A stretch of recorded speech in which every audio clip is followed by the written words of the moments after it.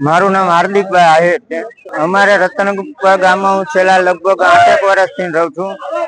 એમાં છેલ્લા 2 વર્ષથી આફ્રિકન લોકોનો એટલો ત્રાસ છે કે જવા દો, વાત જવા દો।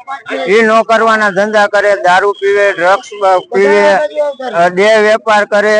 રતનપુર ને અત્યારે અમને વારંવાર ફોન આવે, ભાઈ અમારે બેંકો પટાયા નથી જવું, તમારે રતનપુર આવવું, શું અમારે આસામ ભરવાનું? આ સાંભળવા હતું અમે રતનપુર રહી છીએ તો આવીને આવી પરિસ્થિતિ રહી। ભગવાન શ્રી કૃષ્ણએ કીધું છે અમારી જયારે સહન શક્તિ પૂરી થશે ત્યારે યુદ્ધ એ જ કલ્યાણની અમારે રણનીતિ લેવી પડશે। ગામ રતનપુર, નામ મનોહરસિંહ નટવરસિંહ ઝાલા। અમારા ગામમાં જે આફ્રિકન વિદ્યાર્થીઓ જે મારવાડી કોલેજમાં ભણે છે એમનો આમ સખત ત્રાસ વધતો છે। એ નો કરવાની આપણે પ્રવૃત્તિ કરી, આપણે મીડિયામાં જોયું, અત્યારે વાત અમે કરી, અને એટલી બધી પ્રવૃત્તિ લોકો કરે છે કે આવડું મોટું ધાર્મિક સ્થળ છે અમારું, અને અહીંયા લોકો ભાડેના મકાનમાં રહેવા માંગે છે કે રહે છે, એ લોકોની તપાસ પણ પોલીસ લોકોને સોંપી છે અને એ કરે છે। તો એમાં અમારે હવે મારવાડી કોલેજના સાહેબોને એ કહેવાનું કે તમે એને આપી દો છો કે એડમિશન, પછી હું અમારી પરિસ્થિતિ એ આપજો। અને જો આની આ પ્રવૃત્તિ થઈ તો આવી રીતે અમારે ત્યાં આવવું પડે અને કાંઈક પગલાં લઈએ તો અમે સરકારને અને પોલીસ ખાતાને પણ વિનંતી કરી છે કે જેથી કરીને અમને આમાંથી ન્યાય અપાવે। અને ન્યાયની માંગણી છે આપ દ્વારા, મીડિયા દ્વારા અમે લોકોને જાગૃત કરવા માંગીએ છીએ કે આ આવી પ્રવૃત્તિ તમે આ લોકોથી તમે સેટારી જો।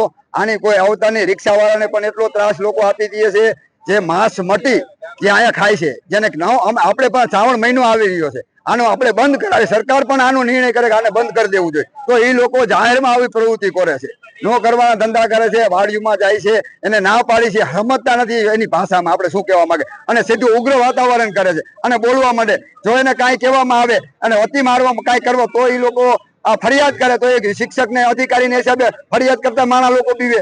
એટલે આનો સરકાર દ્વારા અમારે નિર્ણય લેવાનો છે। અમારે કાયદો હાથમાં ન લેવો, પણ અમારે સરકારને કહેવાનું છે। કાયદો અમે હાથમાં ન લઈ શકીએ, પણ અમારે સરકારને પોલીસને કહેવાનું છે આની તમે કાંઈક પ્રવૃત્તિ કરો, આનો ન્યાય અમને અપાવો। અમારો ગામ જનાવનો આ આશ્વાસન છે। આ વિદ્યાર્થીઓ, આ યુવા પેઢી અમારી જશે ક્યાં, અમને એ ચિંતા છે। એક તો આ મોબાઈલ દ્વારા આપ જોઈ રહ્યા છો બધું, અને અત્યારે પાછું આ લાઈવ પ્રસારણ આપણે જોઈ રહ્યું, તો આમાં શું જોવાનું? અને પાપ તો સાપરે શરીર પોકાર્યું, આપણે જોયું કે શું અંદર ચાલી રહ્યું છે, કેવા કૌભાંડ નીકળી રહ્યા છે। તો આમાં શું કરવું? હવે ન્યાય તમે કહો। અમે તો કોઈ એવા ખાતામાં નથી આ કાર્યવાહી કરી શકી। આપ અને સરકાર કરી શકો, અને પોલીસ ખાતા અને સાહેબને વિનંતી અધિકારીઓને કે આમાં થોડુંક યોગ્ય ધ્યાન દે તો અમારા વિદ્યાર્થીઓ છે, અમારા જે યુવા પેઢી છે, આ બુજુર્ગ લોકો છે, અમારી બહેનો દીકરીઓ અહીંથી નીકળતી હોય એ સલામત રહી, સમજ્યા? અને એ લોકો ભૂંડ જેવા જનાવરો પણ મારી નાખે છે, પક્ષીઓ એવા નથી દેતા। હમણાં કબૂતર મારી નાખ્યા, મોલ્લા અમારા 1-2 મારી નાખ્યા, તો અમારે શું નિર્ણય? આનો પુરાવો પણ માગશે તો અમે આપવા તૈયાર છીએ। મારું નામ વિરેન્દ્રસિંહ ઝાલા। અહીંયા બધા આફ્રિકન છે એનો બહુ ત્રાસ છે। તે લોકો બધા માદક પદાર્થના જેમ કે દારૂ, ગાંજો, ચરસ, ડ્રગ્સ એ બધાના સેવન કરે છે।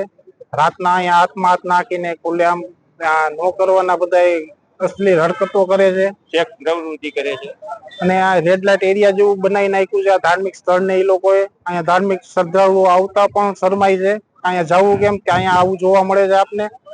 ને અમે 1 વર્ષ પહેલા 112 મકાનનું પોલીસને અને સીપી સાહેબને, કલેક્ટર સાહેબને તે લિસ્ટ આપેલું છે, આટલા મકાન ભાડે આપેલ છે આ લોકોએ, એની તપાસ કરો કે આ લોકો પાસે એગ્રીમેન્ટ છે કે નહીં। અને અમુક લોકોના તો વિઝા પણ ઓલા પૂરા થઈ ગયા છે છતાં પણ અહીંયા રહે છે ને આ લોકો ધંધા કરે છે।